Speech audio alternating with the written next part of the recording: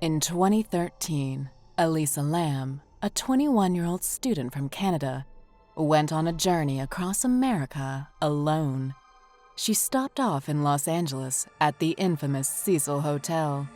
After 4 days, Lam went missing. Her body was found in the hotel's rooftop water tank a month later. This led to a flurry of theories and unanswered questions. From the chilling video of Lam acting strangely in the elevator to reports of foul play and paranormal activity, join us as we uncover the mysterious case of Elisa Lam. What exactly happened to Lam in the dark corners of this Cecil Hotel? How did she die? Was it an accident or murder? We'll examine the facts, explore theories, discuss implications, and dive deep into the psychological, cultural, and technological forces behind this ongoing tragedy. Subscribe to the channel and click the bell icon to receive updates whenever we post a new video. And as always, please share this channel with your friends, and let's keep the conversation going. Elisa Lam was born on April 30th, 1991, in Vancouver, British Columbia, Canada. She was born to David Lam and Yina Ho, who immigrated to Canada from Hong Kong in 1989. She grew up in a close-knit family with her parents, David and Yina Lam, and her younger sister, Sarah Lam. Elisa's family was originally from Hong Kong, and she grew up in a predominantly Cantonese-speaking household. When she was 8 years old, Elisa's father passed away, and her family moved to the United States to be closer to her aunt and uncle, who lived in California. Elisa quickly became a well-liked student in the United States. As a child, Elisa was known for her love of reading and writing. She was an avid reader of books and enjoyed creative writing in her spare time. She attended the University of British Columbia, studying history and Asian studies. Elisa was a talented student, described by her professors as intelligent, curious, and hardworking. At university, Elisa became interested in travel and began exploring different parts of the world. She took several trips to Asia, including a visit to Japan, which she documented on her blog. January 26, 2013, she was headed to Los Angeles as a part of her solo trip around the West Coast. The trip was supposed to be a getaway from her studies at the University of British Columbia in Vancouver, where she was originally from. Her family had been wary of her traveling by herself, but the young student was determined to go at it alone. As a compromise, Lam made sure to check in with her parents every day of the trip to let them know that she was safe. That's why it struck her parents as unusual when they didn't hear from their daughter on January 31st, the day she was scheduled to check out of her LA hotel, the Cecil. Using a quote from the novelist Chuck Palahniuk, she captioned her essay, "You're constantly tormented by the feeling you're wasting your life." That quote served as the epigraph of her blog. A little more than 2 years after she began blogging, Lam revealed that she would be abandoning her blog in favor of another she had started on Tumblr, Nouvelle Nouveau. Its content was comprised mainly of fashion photographs, quotes, and a few entries by Lam herself. As an epigraph, the exact Palahniuk quotation was employed. Lam had bipolar disorder and depression. She had been prescribed many medications for her mental health concerns, including Wellbutrin, lamotrigine, quetiapine, dexedrine spancel, and venlafaxine. According to her family, who kept her medical illness disguised, Lam had no history of suicidal ideation or attempts. Still, one narrative indicated that she had been absent for a brief period. Lam had a history of not taking her bipolar medication, which led to hallucinations that drove her to seek sanctuary beneath her bed on many occasions. She was hospitalized at least once for one of these episodes. Lam traveled alone to California on Amtrak and inner-city buses. She went to the San Diego Zoo and shared images on social media. She arrived in Los Angeles on January 26th. After 2 days, she booked into the Cecil Hotel near downtown Skid Row. Lam was initially put in a shared room on the 5th floor of the hotel. However, her roommates complained about what the hotel's lawyer later described as some unusual behavior, and Lam was moved to her own room after 2 days. According to Amy Price, the manager of the Cecil Hotel and Stay on Main at the time of Lam's disappearance, Lam was leaving notes for her roommates that said, "Go home and go away," as well as locking the door to the room and requiring a password for admittance.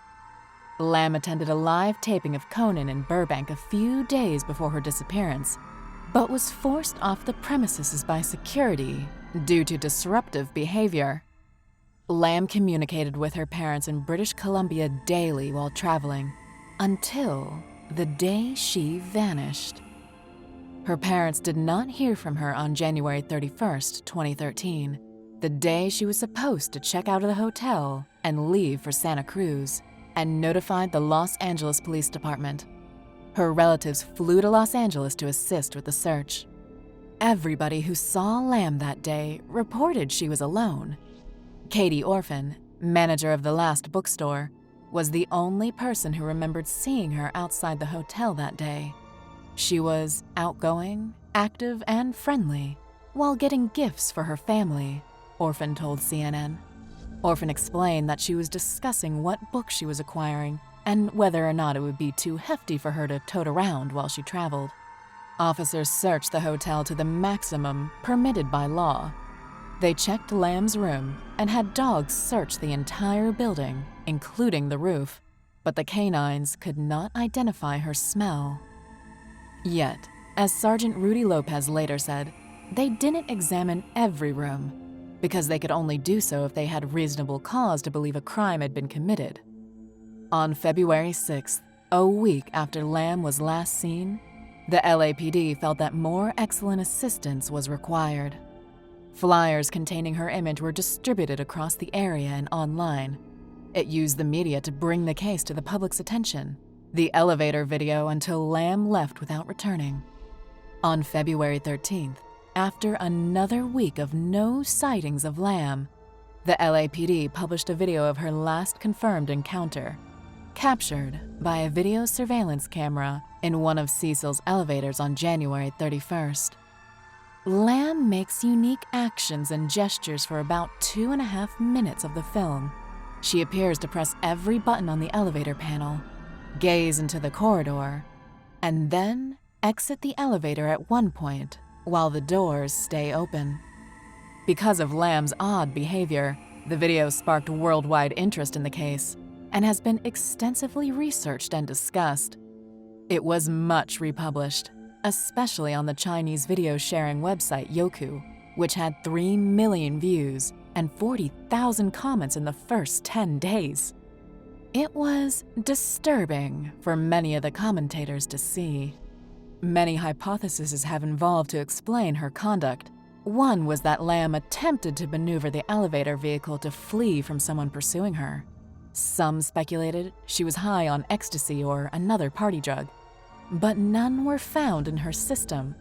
When her bipolar diagnosis was revealed, there was speculation that she had a psychotic episode. Some claim that the video had been manipulated before it was made public. They stated that in addition to the timestamp being obscured, parts of the video had been slowed down, and nearly a minute of material had been erased. This could have been done to shield the identity of someone who would otherwise be in the video, whether or not they were involved in the disappearance. Guests at the hotel began complaining about low water pressure throughout the search for Lam. Several afterwards said their water was black and tasted strange.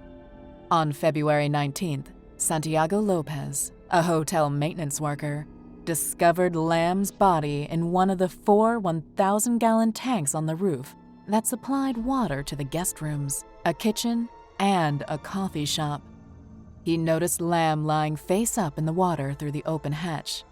Because the tank's maintenance hatch was too narrow to allow the equipment needed to remove Lam's body, it was drained and cut loose. The coroner's office in Los Angeles announced an accidental drowning finding on February 21st. citing bipolar disorder as a critical factor. According to the full coroner's report released in June, Lam's body was discovered naked, with clothing similar to what she was wearing in the elevator footage floating in the water, encrusted with a sand-like particulate.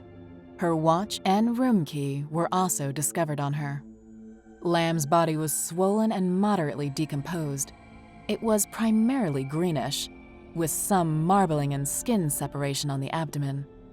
There was no proof of physical or sexual abuse or suicide. Toxicology testing revealed traces of prescription and non-prescription medications, such as Sinutab and ibuprofen among her possessions. There was a trace amount of alcohol, approximately 0.02%, detected, but no other recreational substances. Nonetheless, investigators and experts noticed that the concentration of her prescription pharmaceuticals in her system showed that she was under-medicating or had just stopped taking her meds. The investigation confirmed how Lam died, but did not initially explain how she ended herself in the tank in the first place.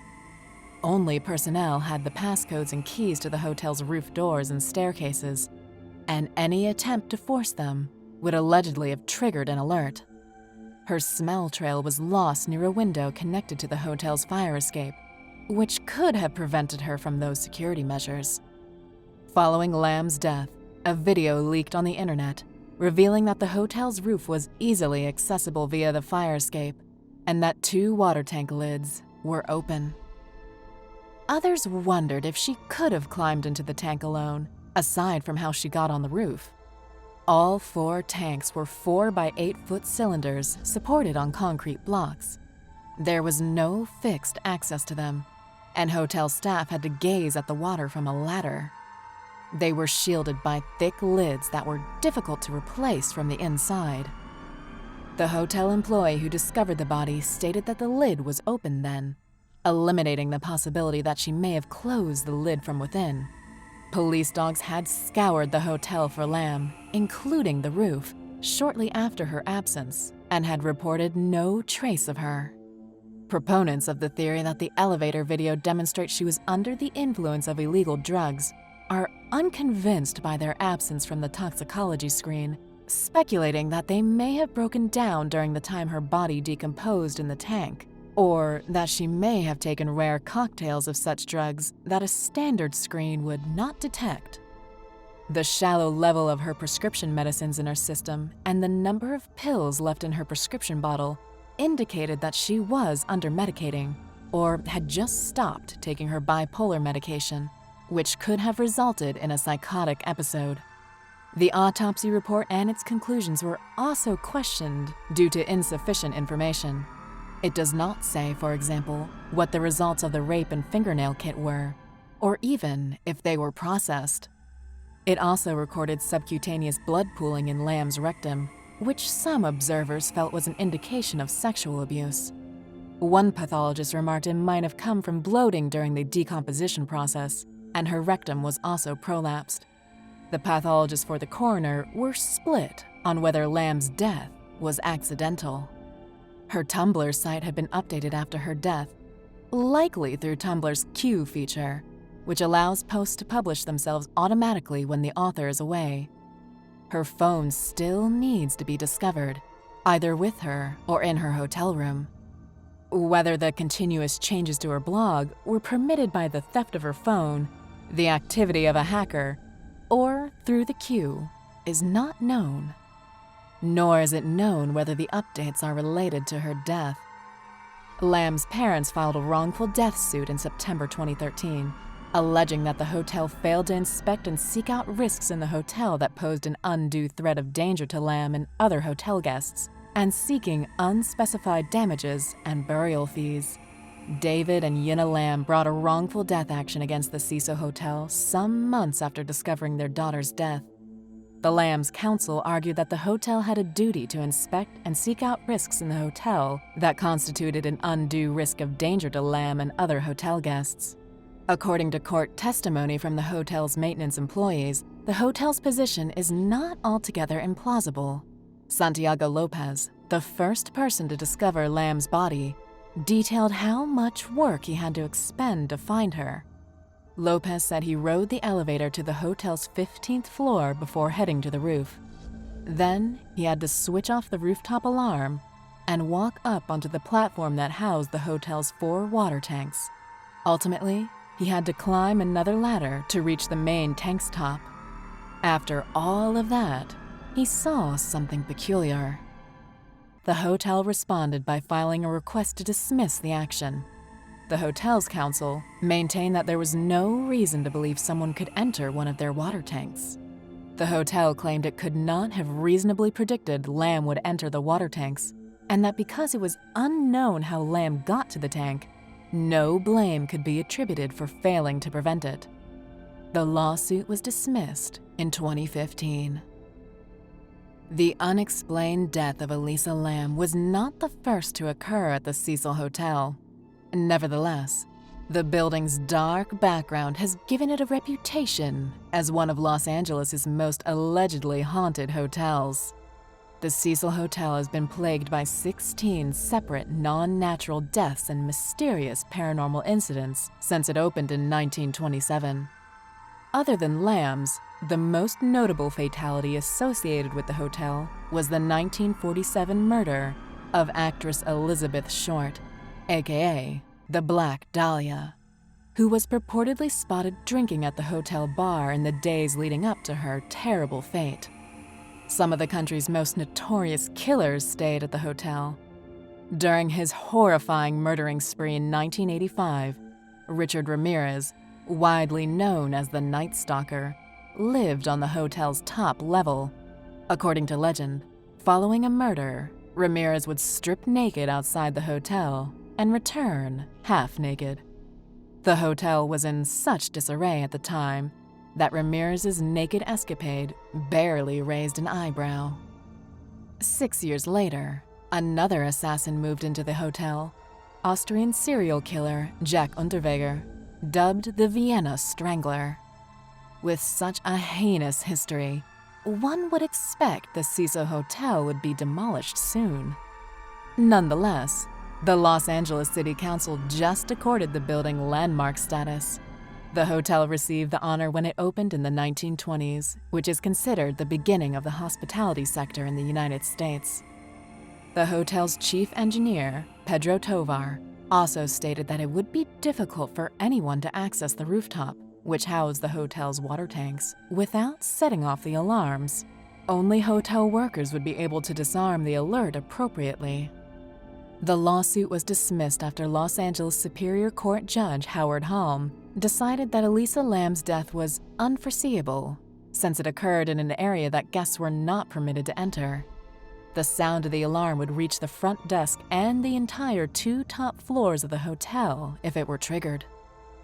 The case of Elisa Lam continues to be a mystery that baffles and intrigues people worldwide. Despite numerous investigations and speculations, the exact circumstances surrounding her tragic death remain unknown. While the world may never know the whole story of what happened to Elisa, her memory lives on. Her love of travel, writing, and life inspired those who knew her, and continues to inspire others who have heard her story. Elisa's case serves as a reminder of the brevity of life and the value of savoring every moment. Her story serves as a warning about the dangers that exist in the world and the importance of always being cautious and aware of one's surroundings. As we reflect on the life and legacy of Elisa Lam, let us remember her not for the circumstances of her death, but for the remarkable person she was in life. May her memory inspire us to live fully and appreciate the people and experiences that enrich our journey. If you found this video informative, please consider subscribing to our channel for more engaging and thought-provoking content.